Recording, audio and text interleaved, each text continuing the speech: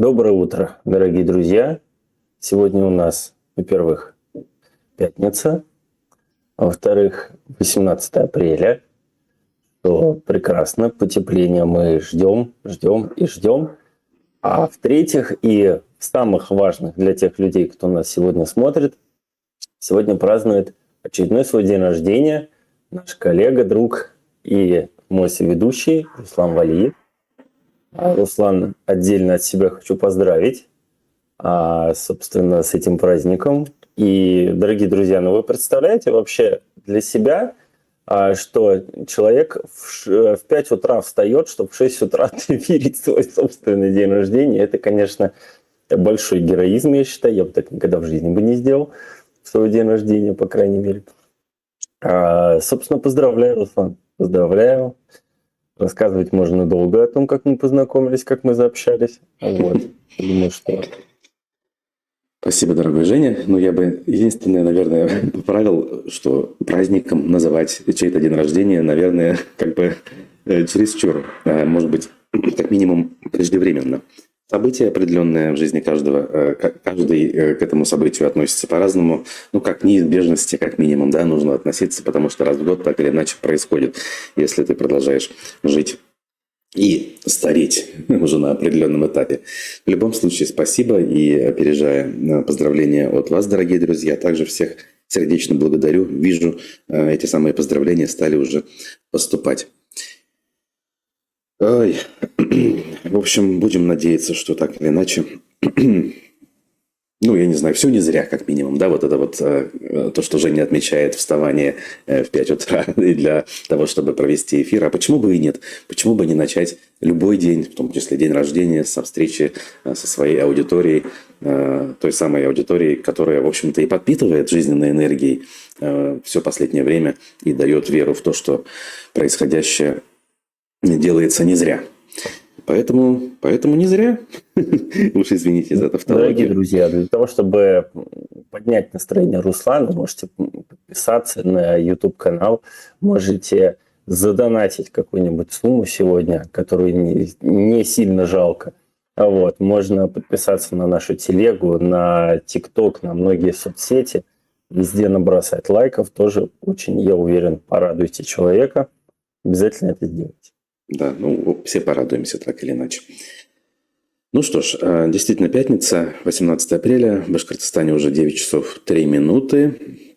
В Башкортостане обычная пятница, несмотря на то, что православная Пасха в этом году совпадает со всей прочей Пасхой. И любопытно было читать на этот счет шуточки в социальных сетях о том, что почему, условно говоря, Рождество всегда в один день, а Пасха в разный. И иногда совпадает, иногда нет. Давайте не будем распространяться на эту тему. Это особенности летоисчисления и традиции. Неважно вообще, как это все считается, поскольку важнее, наверное, то, что у людей в душе. Например, у жителей Германии, Европы в целом, я так понимаю, в душе на Пасху очень много чего, потому что это второй по значимости праздник после Рождества, который также отмечается буквально 2 выходными общенациональными. Это очень серьезно. В пятницу и в понедельник люди отдыхают, покидают насиженные места, отправляются в отпуска. У детей в это время каникулы продолжительные, весенние, тем более, что следующие начнутся в конце июля только. И, в общем-то, почти все лето они продолжают в школу ходить, что на самом деле лично меня бесит, откровенно говоря. Но это уже не важно. Не важно, что меня бесит. Это данность, с которой нужно жить. И, более того, привыкать. И даже одобрять, наверное, со временем. Что у нас? Новости. Новости у нас в стране и в мире следующие. Давайте посмотрим по итогам вчерашнего дня, 17 апреля. Дональд Трамп рассчитывает получить ответ от России по поводу перемирия в Украине уже на этой неделе. По словам президента США, после этого будет принято решение о дальнейших шагах. Также глава Белого дома заявил, что сделка с Киевом по природным ресурсам может быть подписана уже 24 апреля.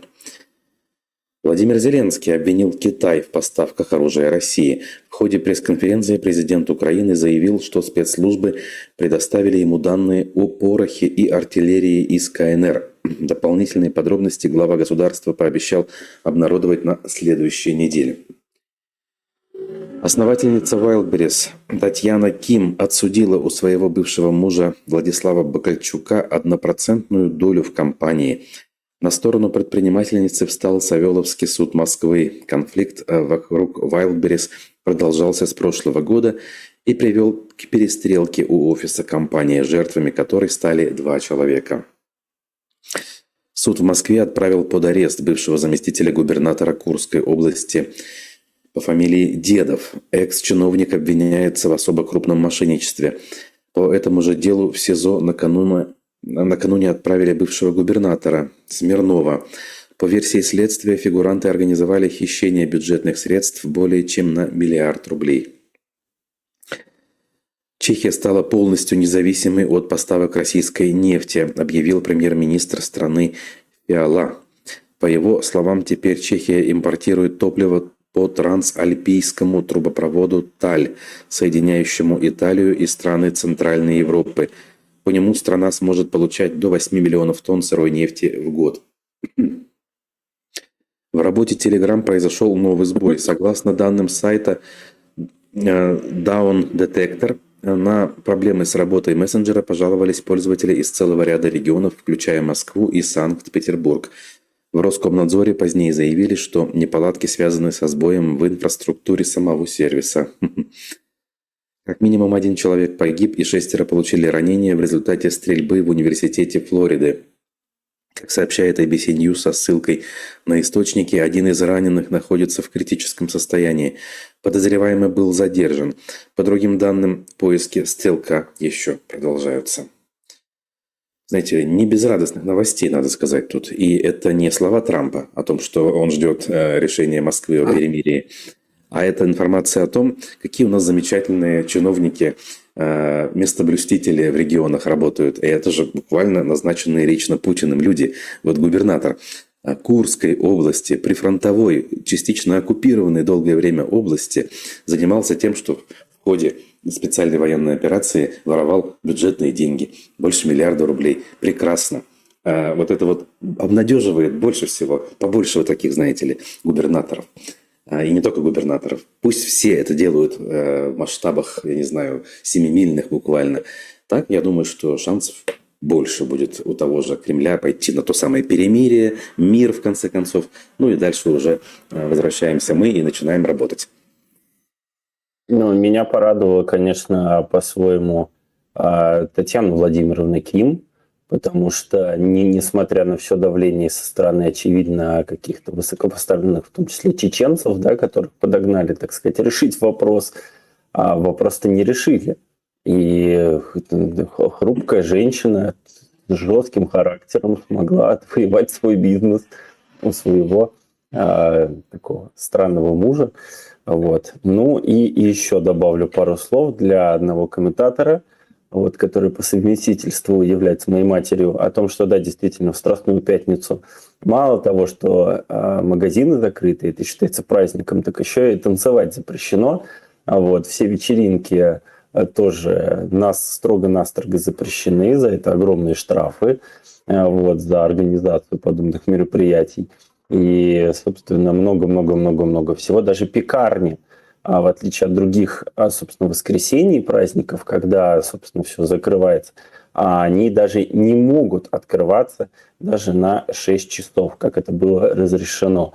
Вот. Исключение, если в пекарне работает кафе. Вот, собственно, вполне себе страна Германия ультрарелигиозная во многих отношениях. И традиционные ценности. Нашей духовной прекрасной стране поучиться, на самом деле. Хотя я ничего из этого не поддерживаю, в целом закрывать пекарни, но тем не менее.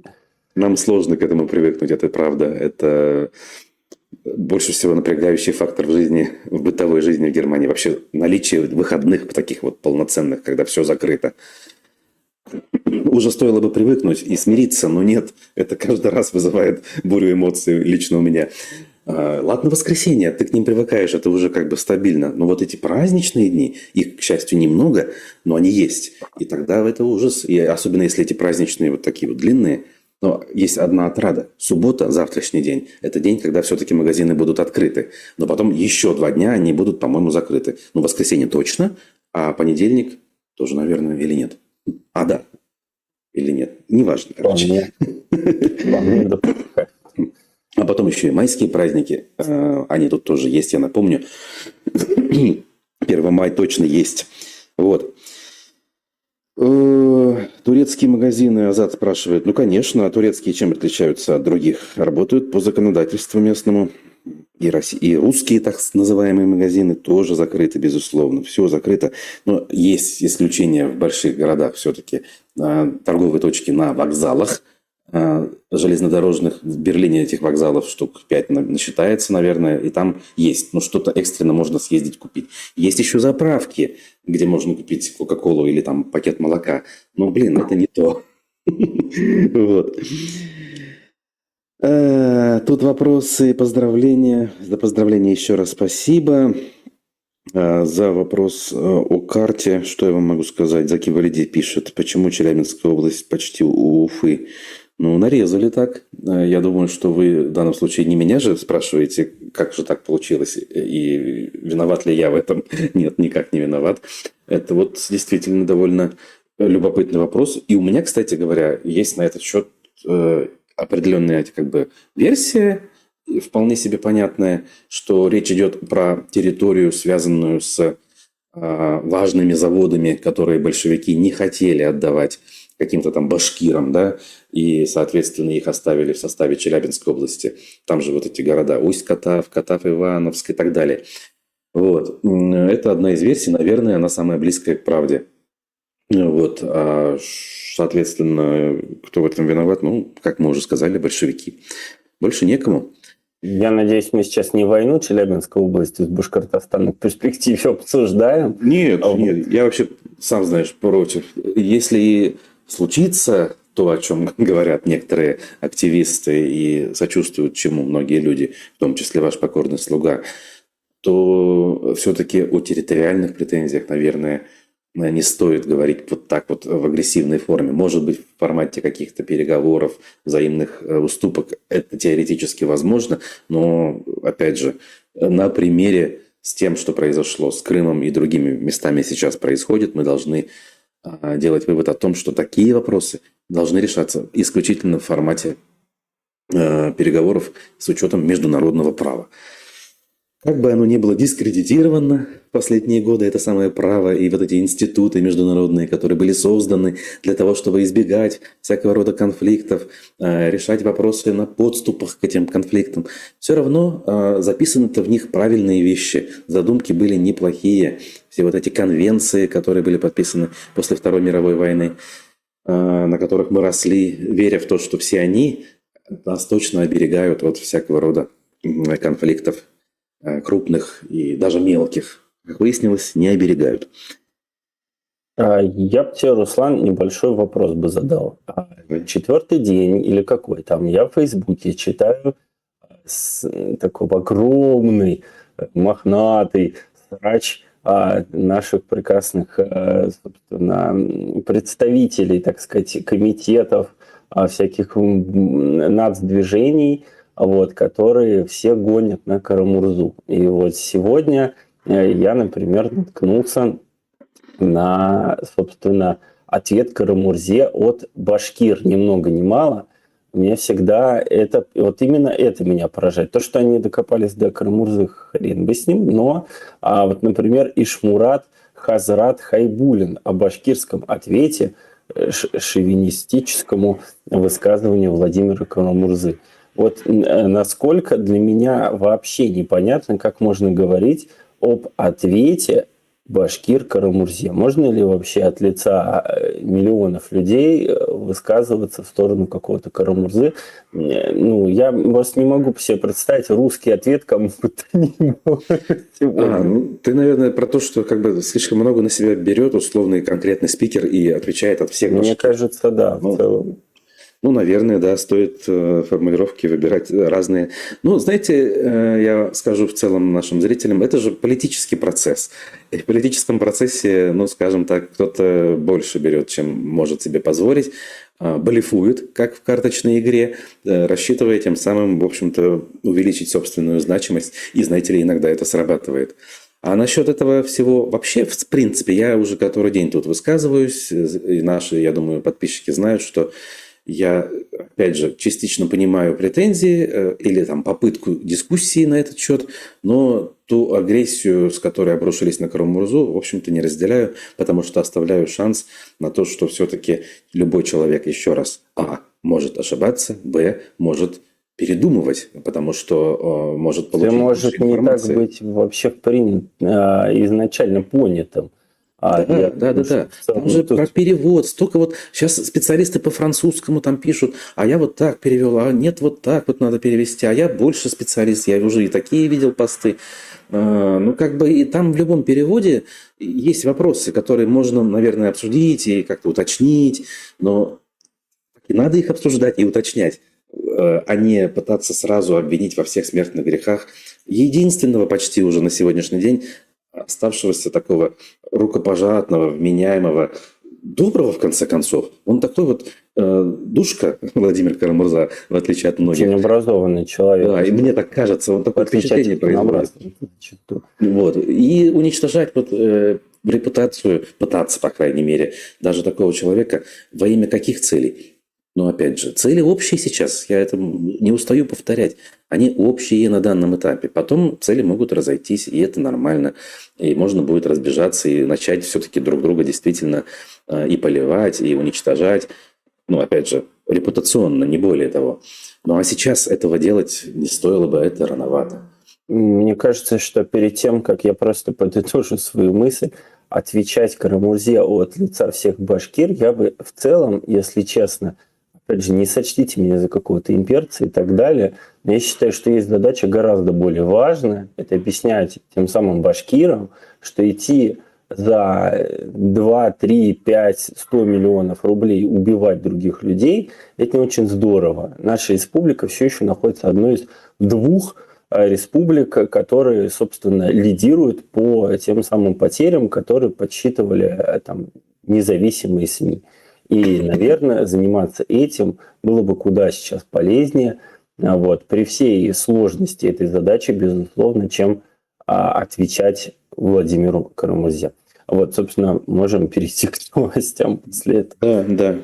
И люди тут уже и вот нам для затравочки про Корктетау тоже пишут. Ну, скажем сегодня мы об этом.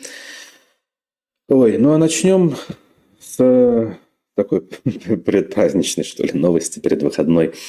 Есть жизнь после Хамай, пишет Уфа-1. Слушаем демо новой песни башкирской группы Айола. Это их заголовок. Как я понимаю, премьера песни должна была состояться вот уже ночью. Она, наверное, уже где-то там на стриминговых сервисах слышна. Вот, а мы можем даже небольшой фрагментик из нее послушать вместе.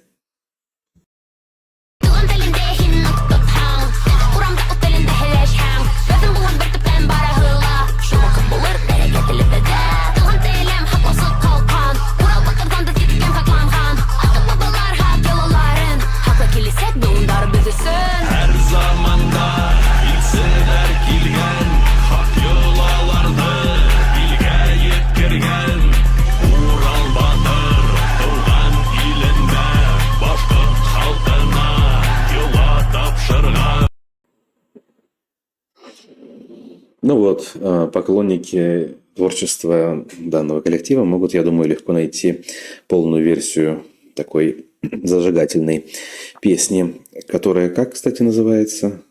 Я что-то разные версии. Урал-Батыр. Называется, видимо, Тугантел или... Урал-Батыр песня. Урал-Батыр все-таки, да. Тугантел, родной язык. Это я тоже видел. То ли название песни, то ли просто как бы констатация, что песня на родном языке и надо его поддерживать.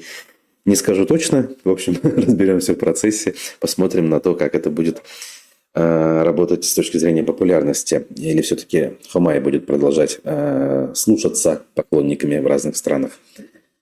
народный артист и 2 заслуженных артиста. Я напомню, в составе этой группы с недавних пор, по крайней мере, вот на уходящей неделе, именно так решил отметить их Ради Хабиров, видимо, тем самым попытавшись застраховаться от каких-то сюрпризов. Не дай бог, не в ту сторону посмотрят, не те слова скажут, не тех поддержат.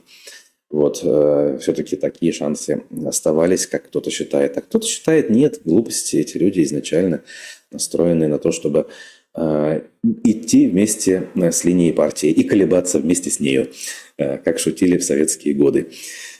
Вот. Я бы Ну, тут дальше, немножко давай. успокоился от артистов вообще в целом требовать, чтобы они так или иначе были какими-то политическими деятелями и высказывались от лица народа, но я не вижу, чтобы Аяла была бы в этом плане какой-нибудь Аллой Борисовной Пугачевой, да, и поэтому и не нужно. Вот от артистов и не нужно. Видимо, я к такому выводу пришел. А то, что этногруппа продолжает песня за песней, не всегда, может, мне, по крайней мере, кажется, что это хит, но в целом кажется, что на целый альбом очень классно. Они прям таки наработали. Видно, что долго готовились, большие молодцы, это здорово. Вот. Единственное, конечно, интересно будет наблюдать, насколько они смогут перерасти, может быть, из какой-то нишевой истории в более широкую.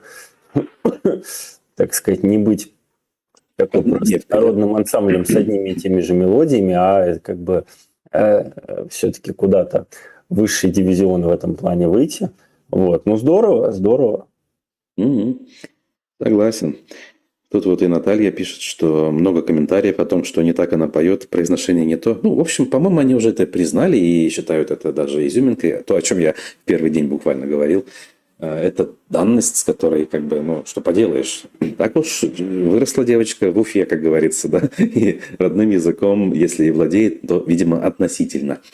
А владеет на том уровне, на котором на родном языке не думают, и, соответственно, ну, внутренние, да, мысли не идут, и произношение таким образом звучит.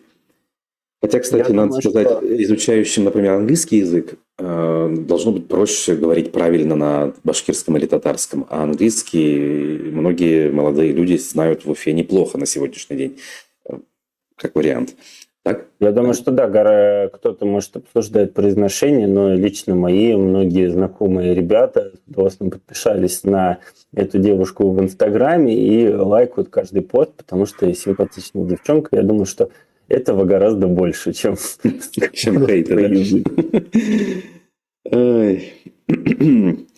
Так, вот тут вот женщина Башкортостана спрашивает, кем башкорт тіліндегі диктантқа ейіна Баил. Кто собирается на башкирский диктант в этом году? Ну, это, видимо, не к нам вопрос. Вот. Можете обсудить, как говорится, между собой. Так. И все-таки песня Хумай как будто лучше, пишет Азат. Ну, в данном случае из всего, что у них есть, она действительно лучше. И они недаром ее выпустили первой, как бы понимая, что она лучше. Так. 26 апреля в республике будут башкироязычный диктант писать. Что думаете про эту акцию? Ну, прекрасная акция. Благо, такие вещи еще остались. Благо, не запретил их еще Кремль, знаете ли. И до этого ума хватит когда-нибудь. Вот, просто пока еще не дожили до этого. Поэтому пользоваться надо. Нет никаких вопросов, это правильно. Акция, там, связанная с национальными костюмами, тоже государством поддерживается. Почему бы и нет? Не сказать, что это правильное решение. Нормально. То есть не должно быть принуждения, никаких, значит, из-под палок решений. А вот так вот на уровне мягкой силы, банальной, действовать и, скажем так, сохранять идентичность. Чем больше такого, тем больше шансов дожить все-таки до светлых времен. Ну, а если к другим новостям, к которым мы все можем, точнее, начали переходить, но не в полную силу, то тут вот о чем надо сказать. Весна, электросамокаты, велосипеды, ну, все как положено. И вот в Уфе новое решение по ограничению электросамокатов. Снизили максимальную их скорость движения. До сих пор она составляла 25 км в час. на, так скажем, незапрещенных участках, на территории парков там, и других сложных мест эта скорость давно уже была снижена до 10. То есть автоматически ты едешь на самокате, и он замедляется. Это еще при нас так было. Сам испытывал, как говорится, на себе. А где нет ограничений, 25 едешь. И это, знаете ли, такая нормальная скорость, приятная, скажем так. И вот ее снижают до 20, следуя, на самом деле, мировому тренду в борьбе за безопасность. Я вам скажу, как пользователь, 20 уже так себе. Вот всего 5 км в час разницы, но на практике это, чувствуется. Особенно, когда ты хочешь подальше уехать, и ты едешь по какой-нибудь специальной велодорожке, как в Берлине. И ты понимаешь, что, ну, господи, как можно так тащиться? Велосипедисты тебя все обгоняют на простых велосипедах, не только на электрических. Или пользователи самокатов частных, личных, тоже тебя обгоняют. И вот ты тащишься. Таким образом, медленно и верно все делается для того, как будто бы, чтобы свернулись сами и ушли с рынка все эти самокаты.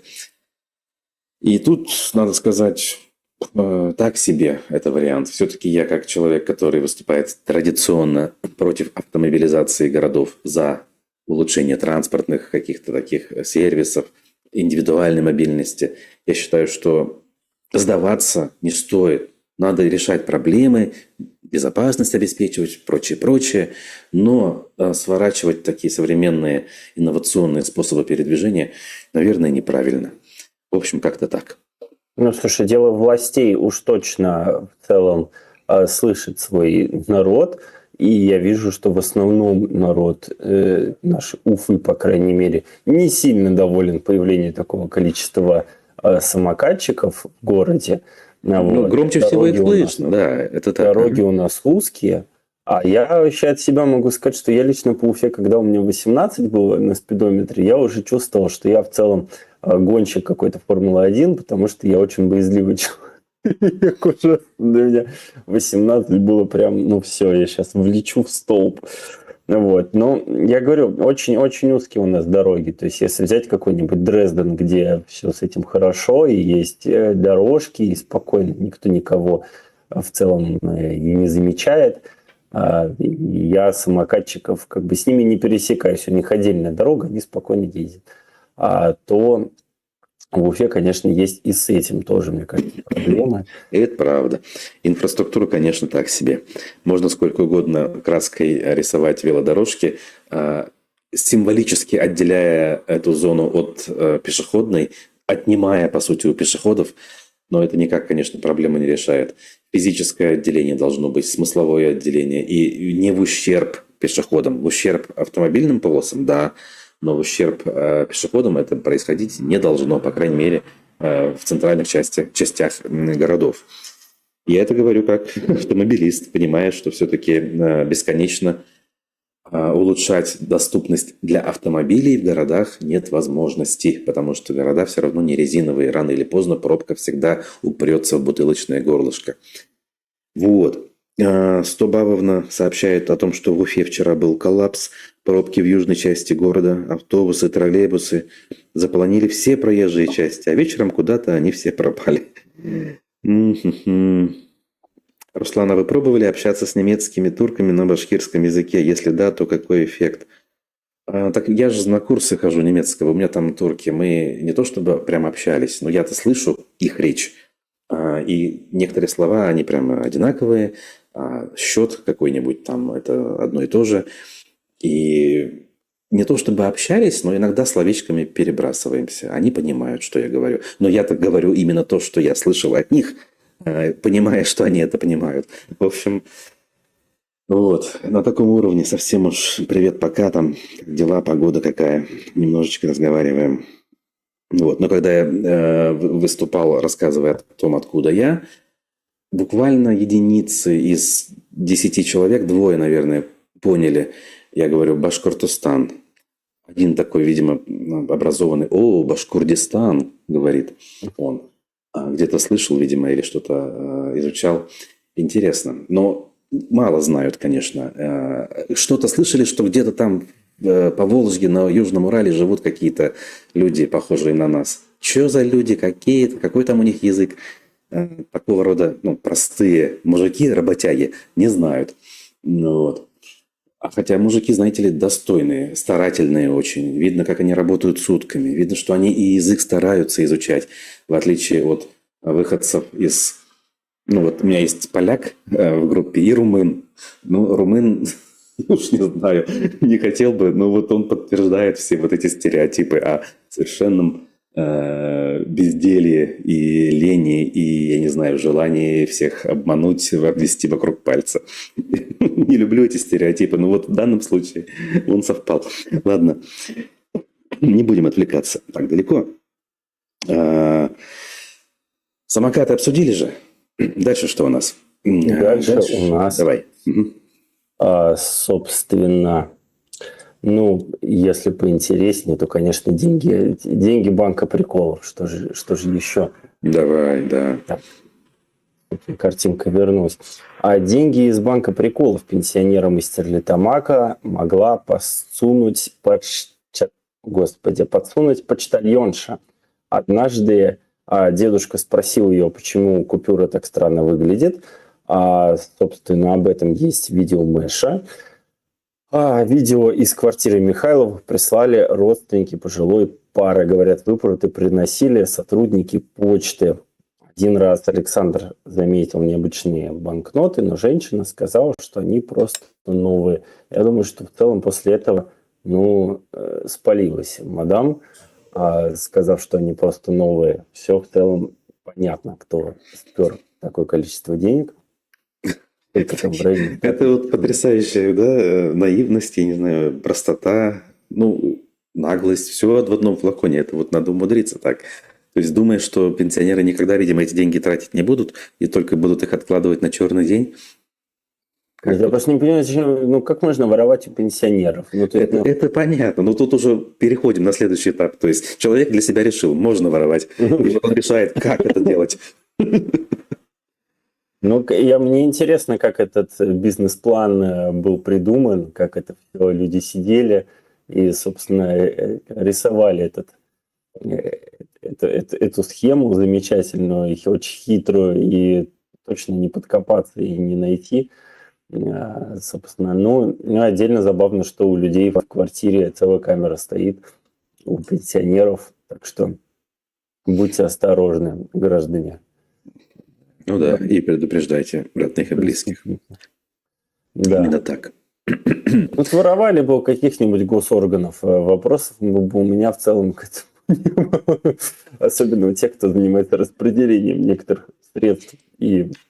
Да, кстати, у нас же на этот счет видео есть, которое мы, если я правильно понимаю, со звуком хотели посмотреть, так ведь? Или я что-то путаю? Давайте, посмотрим, все-таки, раз уж спланировали. 12 это 60. 61. Новый.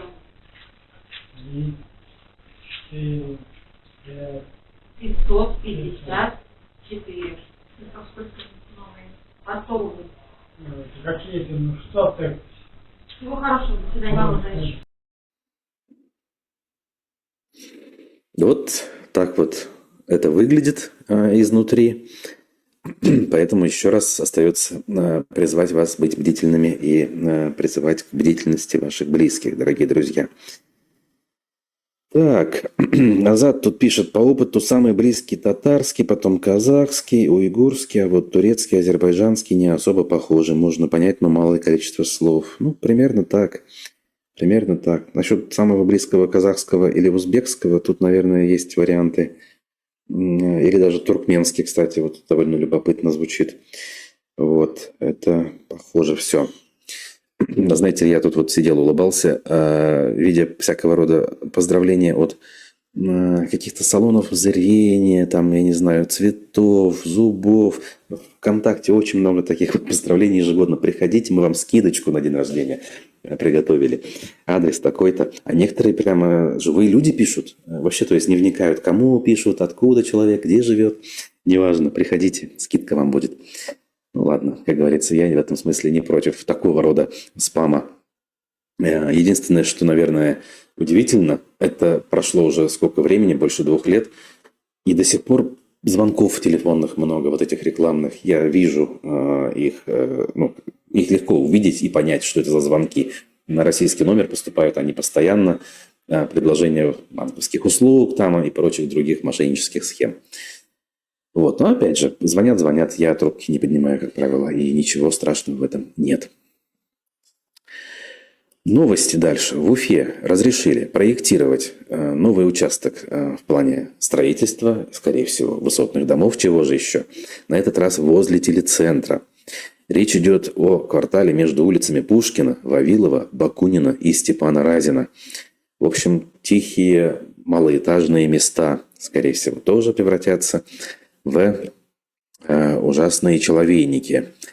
Тут, правда, еще проекта поскольку нет, мы заранее точно утверждать не можем, но 5,7 гектаров мэрия передала под проектирование. Вот что там находится и что там будет сноситься или нет, в данном случае история умалчивает, точнее, публикация в «Коммерсанте» умалчивает. Скоро увидим и поймем. Так, ну, так или иначе, очередная, да, общественно жилая зона. Так, ну, есть у меня небольшое обещание, о котором бы я рассказал вне новостей, так скажем. Так. Некоторые... Где это у нас, собственно? Да. Некая женщина Башкортостана. Я-то знаю, кто это, вот, но вам не скажу. Собственно, опоздала к началу стрима и спрашивает: Евгений уже рассказал про листовки, где еда в Уфе? Собственно, да, сейчас расскажу. Сейчас наш дорогой режиссер, собственно, трансляции даже фотографии добавит. Потрясающая история, очень красиво сделана. Собственно, по Уфе расклеивают листовки в центре Уфы в поддержку похищенной Седы Сулеймановой из Чечни. Собственно, если кратко, она в 2023 году сбежала от родственников из-за отказа вступать в брак, но была задержана российскими силовиками и отправлена в Чечню. Как, собственно, многие правозащитники считают, что она, скорее всего, была убита кадыровцами без суда. 97-го года рождения, красивая девушка. Мы, собственно, тоже присоединяемся к беспокойности данной ситуации, мягко говоря. Но вот такие вот листовки по городу, так что активизм в какой-то форме, он все-таки еще существует. Я помню, что я с одной твоей журналисткой, Руслан, бегал по ночам по Уфе в конце февраля, начале марта и расклеивал листовки, что типа там нет войны и так далее. Прятались мы под камерами, была это, собственно, я, наверное, даже не буду называть, опять же, фамилию, просто потому что это человек, я о нем не слышал уже несколько лет, вдруг этот человек сейчас в Уфе, собственно, мало ли. Полагаю, что такая молчаливость может быть связана и с этим. Главное, чтобы лишь бы здоровье этому человеку и всем нашим бывшим коллегам тоже. Согласен с этим. И то, что, если возвращаться к самой новости, молодцы. Проявление хоть какой-то гражданской активности происходит.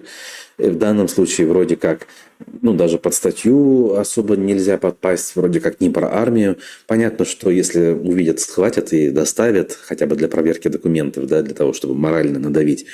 Но, в общем, люди не поддаются вот этим вот страхом и действуют, потому что не могут иначе. Вот, кстати, сразу же возникает вопрос, который некоторые равнодушные наши сограждане задают: нафига вам это? И ответ на это же простой. Есть люди, которые не могут не копать, опять же, извините за такое сравнение, люди, которые не могут не говорить, не действовать, когда видят несправедливость, какие-то ужасные события, они должны как-то высказаться по этому поводу, иначе плохо себя чувствуют буквально в физическом смысле. Я уже не говорю про моральные терзания. И вот картинки в поддержку Седы Сулеймановой это то самое. То есть надежды на ее спасение, наверное, уже и нет, как Женя верно отметил, но показать, что мы знаем, мы осуждаем и будем так или иначе действовать против такого рода практики, это дело важное. Вот. А в Чечне действительно все это происходит. Да не только в Чечне, кстати, на Северном Кавказе. У меня есть замечательная знакомая, которая, конечно же, давно в эмиграции, занимается спасением женщин из республик Северного Кавказа. Девушек, что уж там, женщин, тех самых, кого выдают насильно замуж, заставляют носить все вот эти вот платки, дома сидеть, не учиться, а за сопротивление бьют, сажают в ямы и убивают, в конце концов. И сколько случаев, разумеется, там этих мы даже представить себе не можем. Только спасенных десятки и сотни уже. А сколько еще нет тех, кого не смогли спасти, или тех, о ком мы даже знать ничего не знаем. Это средневековье в таком, знаете ли, классическом виде. Уж извините, в средневековье даже не во всех странах Европы что-то подобное происходило. Были более-менее приличные. Знаете, если вдруг кто-то не в курсе, скажем так. Ну, а Руфы, Жень, я должен о них сказать, как говорится, отдельно. Рауфа Рахимова дала большое интервью по следам закрытия собственного благотворительного фонда «Изгелек», о котором мы, в принципе, вчера уже говорили, но вот интервью, оно вышло следом. Марат Гореев автор является, да? Да. Значит, у меня сразу более, знаете ли, такое уважительное отношение к содержанию материала. Иначе не могу. Марат прекрасный, профессионал, хороший человек.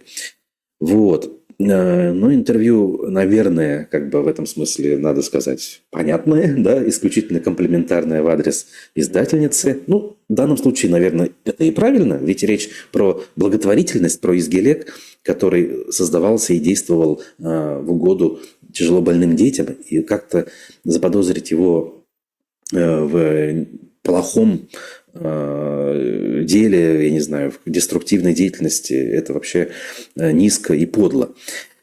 Значит, вот она тут подробности рассказала, как она общалась с министром Рахматуллиным, как она ему писала, как фонд этот возник изначально в 2012 году, какой была ее миссия. И, в общем, как пришли к тому, о чем сейчас мы уже с вами знаем. И вот она рассказывает такую интересную деталь. Сейчас громко во всех чартах звучит песня «Хумай» с участием артиста Рената Рамазанова. Так вот, мы с ним однажды буквально спасли известного общественного деятеля, шейха башкирских суфиев Салавата Кильдина. У него была серьезная проблема с сердцем, а скорая аж 3 раза возила его в 21-ю больницу и возвращала домой.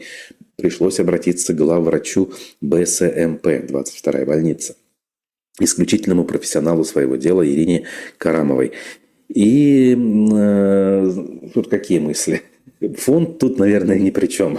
Тут речь о том, что через своих знакомых она помогала отдельным людям. И, наверное, таких людей много. Что тут далеко ходить? Ваш покорный слуга делал то же самое.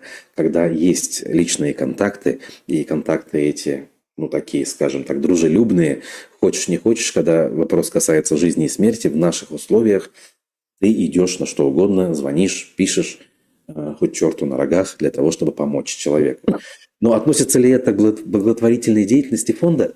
Ну, вопрос сомнительный. У меня вот фонда никакого не было, но я делал то же самое. Вот. Ну, как же она говорит про Камиля Бузыкаева? Тут же еще Бузыкаев, точно. У него инфаркт был, и то есть его там не лечили толком, да, или что там было. И в итоге с ее помощью у него стало все нормально. Спасли. Вот. У нас же как? Если ты не имеешь поддержки, тебя, конечно, будут лечить, но будет формальный подход и, возможно, невнимательность. Вот. И действительно ты можешь оказаться, ну, скажем так, в печальном списке. А с внимательным подходом ты имеешь шансы выжить гораздо более высокие.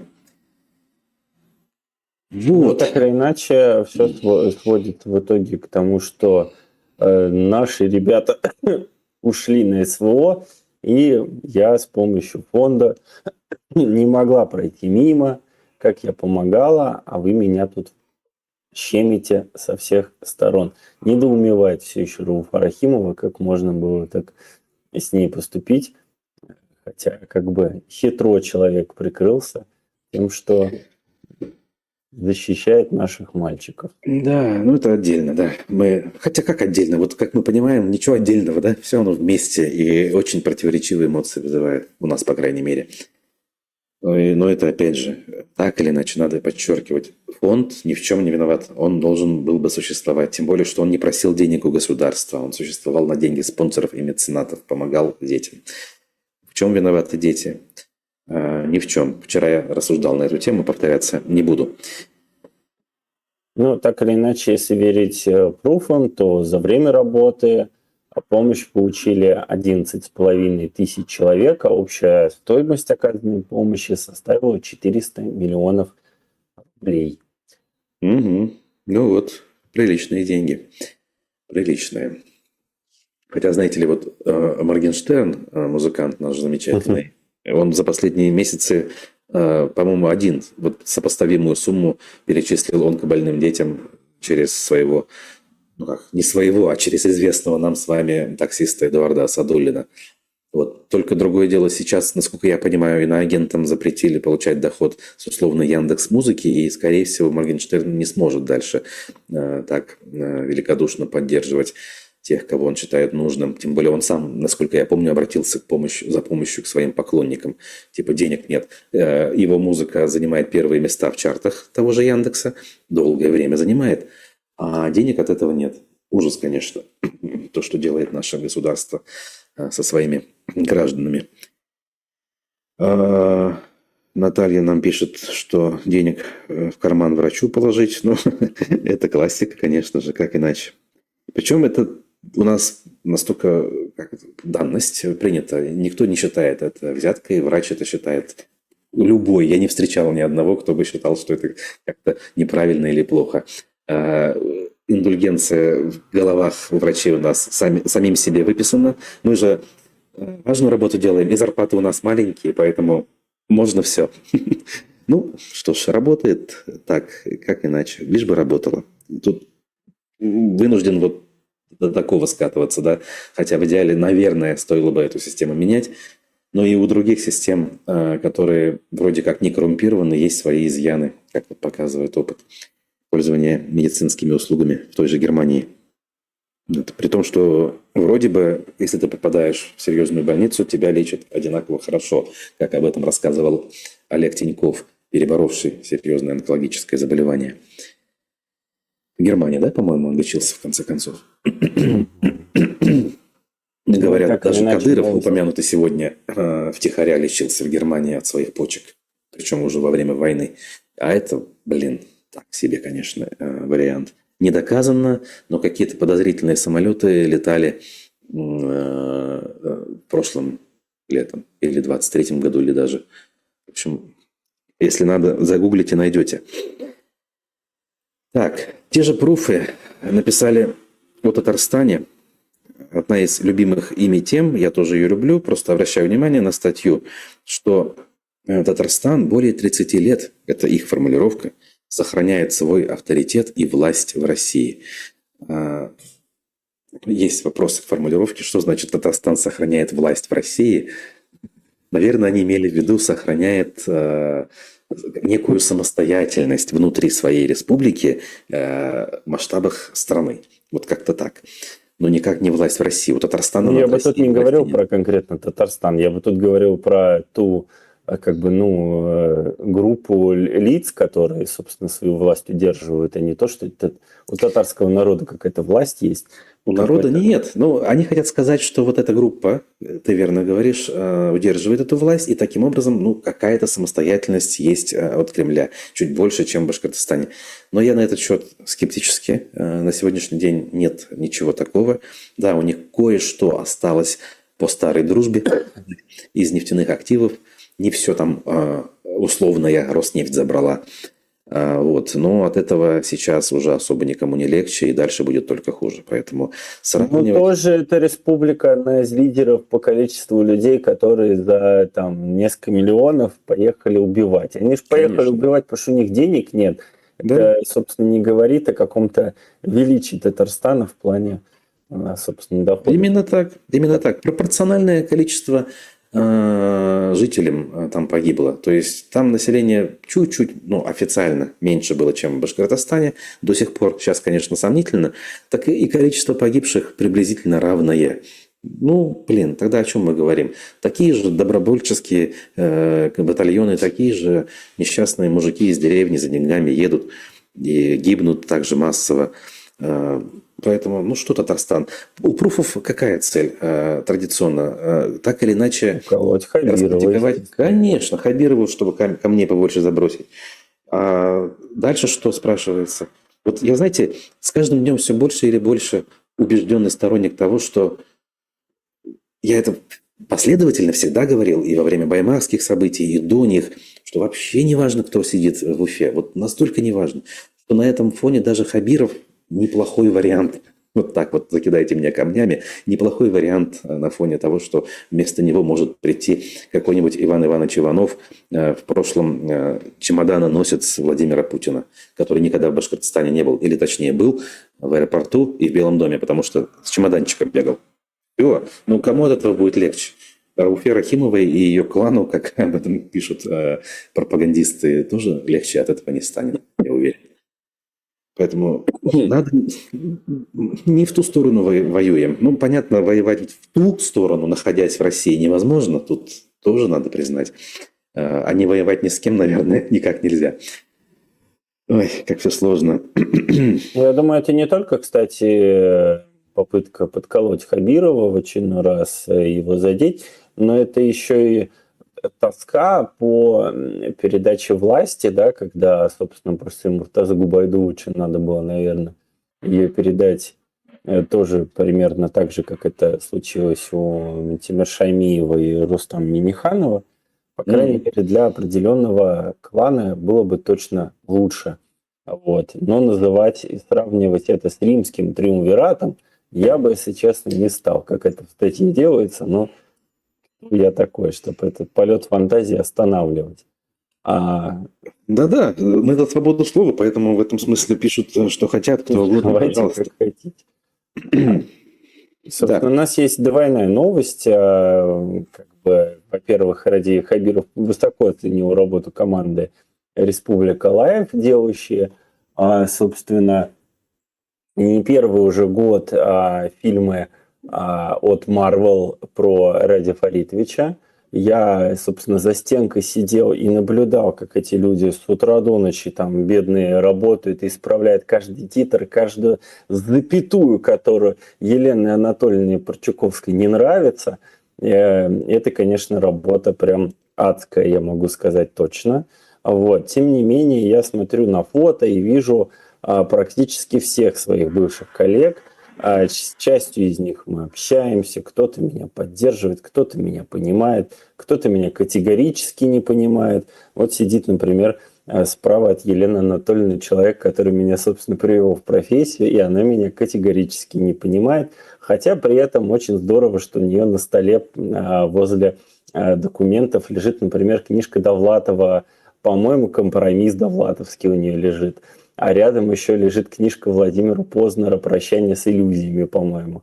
Как можно существовать, имея Довлатова на столе и делая Республику Лайв, для меня до сих пор загадка.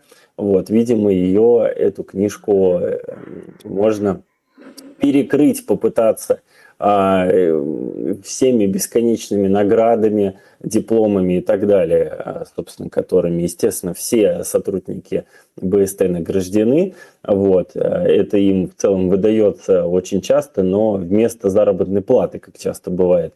Вот, потому что люди, конечно, не все богатые, мягко говоря. Вот. Тем не менее, как будто бы очень обидно все это наблюдать, что никто, просто никто после начала войны не захотел как-то, я не знаю, хлопнуть дверью, уйти, сказать: хрен вам, а не ярмарка меда в Лужниках, да, как шутил Нагиев. Вот. Может быть, одного-двух людей буквально знаю, которые ушли, но они ушли скорее, потому что действительно не хватало им уже на хлеб, и все. Так, тут важно, это ты все-таки скажи, Елена Анатольевна Прочаковская тут появилась в кадре. Это я хотел бы добавить, Да. что, собственно, Господи, она же... Что? Мошенничество там. Ну, то есть мы знаем, ее осудили, она даже отбыла небольшой срок, но судимость у нее осталась. Вот что важно. Это да, но, так скажем, что осужденная за мошенничество подтвердил ЮТВ, что работает на телеканале БСТ. Вот, мы написали это новый стак, другие написали, что она приступила чуть ли не к работе на БСТ. Конечно, все это неправда. Все СМИ так или иначе писали, находили, что она работает на БСТ и делает эту свою передачу, и может уже и не одну, курирует работу телеканала. Конечно, они с точки зрения упертости, упорности и даже какого-то в некоторых вещах, можно сказать, и профессионализма отношению к работе Елена Анатольевна была, есть, остается абсолютным терминатором. Как сказал Батар Кушанашвили, киборгом. Вот, это точно не отнять. Вот, но, так скажем, направление продукта, оно, конечно, сомнительное. Чистой воды пропагандистский продукт. Я тоже все это знаю, все подтверждаю, всех этих людей видел и лично общался. Более того, участвовал в съемках одного из выпусков как раз во время открытия того самого завода цементного в Абзелиловском районе. Вот. Что касается завода, действительно прав был кто-то из наших зрителей, написавший, что блогеры все больше и больше говорят про медь, и это недаром, это все не зря. Будет ли новый Куштау, спрашивали вы. Кто же его знает, будет новый или нет. Но сейчас не те времена, конечно. После Баймака особенно сложно предположить, что люди будут все-таки смело выходить. Но надежда есть на наш башкирский народ в любом случае, что еще раз дадут по рогам тем, кто их не спрашивает, как себя вести на территории Башкир. Вот, а тут Слава некий, провокатор появился, да, пишет он о том, что... Сейчас буквально я хотел просто ответить. Куда делось-то сообщение? Их сдадут, их выгонят, что-то в таком духе, задарма никто не будет. Вот нас имеется в виду в Европе. Ну, нас тут еще раз задарма никто и не держит. В смысле, мы здесь на общих основаниях, я на всякий случай сообщу, может быть, кто-то не в курсе, за нашу работу, за нашу деятельность, за нашу вот это вот за хобби даже в некотором роде никто не доплачивает. То есть, а так любой человек, неважно какой национальности, гражданства, если оказался здесь, может получать пособие по безработице, например. Вот и все. А задарма это не называется. Это общие правила для всех, они одинаковые. Ну, я точно могу сказать, что, конечно, есть проблемы в Германии украинцев, потому что есть проблема того, что когда война закончится, то людей, видимо, потихоньку будут, так сказать, в отсутствие причины отправлять домой. А с нами, с россиянами, все стабильно. Мы, если захотим, мне кажется, как иранцы, которые здесь уже сидят сколько лет, протестуют и как-то пытаются активничать, вот и нас тоже никто никогда, собственно, отсюда не отправит по своей воле, потому что в целом всегда можно органам сказать, мол, посмотрите, куда же мы поедем, там же диктатура. И, собственно, я думаю, что немцы согласятся всегда. Да, согласен, именно так. Что там еще в Башинформе было? Знаете, давайте вам радостную новость. В Башкирии наступает время героев. Прекрасное время наступает. Начался второй этап отбора. Это не про то день рождения просто. Значит, второй этап программы «Герои Башкортостана» для участников СВО. После онлайн-тестирования им предстоит пройти онлайн-собеседование. А что онлайн-то, ё-моё?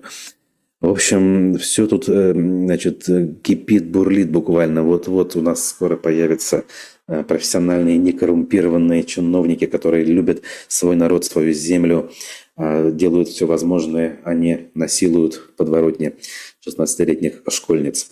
Видимо, такая задумка у организаторов данной программы. Как говорится, поживем, увидим, будет ли так, как они задумали, или будет так, как на самом деле происходит. Вот. Ой, что, время? Час да. Мы в эфире. Да. Час мы в эфире. Отпустите людей. Да, Славу мы забаним, безусловно. Ну, пока что ладно. Тут немножечко я вижу у вас эмоции, друзья. И иногда эмоции тоже не лишние, даже в чатике. Посмотрим. Вот. Единственное, что могу сказать, конечно, выражаем респект Зайнуле. Я надеюсь, что его все-таки не украли и не пытают сионисты, о которых он много говорил, пропал человек, второй день ничего не пишет. Может, на него кто-то, правда, пожаловался в какой-нибудь телеграме за очередное, в кавычках, слово «жид», да? Вот, но тем не менее, надеемся, что это не рептилоиды и не сионисты. Да, именно так, поддерживаю. Спасибо, друзья, за поздравления. Еще раз отдельно низкий поклон. Увидимся с вами, я надеюсь, уже в начале следующей недели, как обычно, по расписанию. Ну и будьте здоровы, хороших всем выходных. Всего хорошего, до свидания.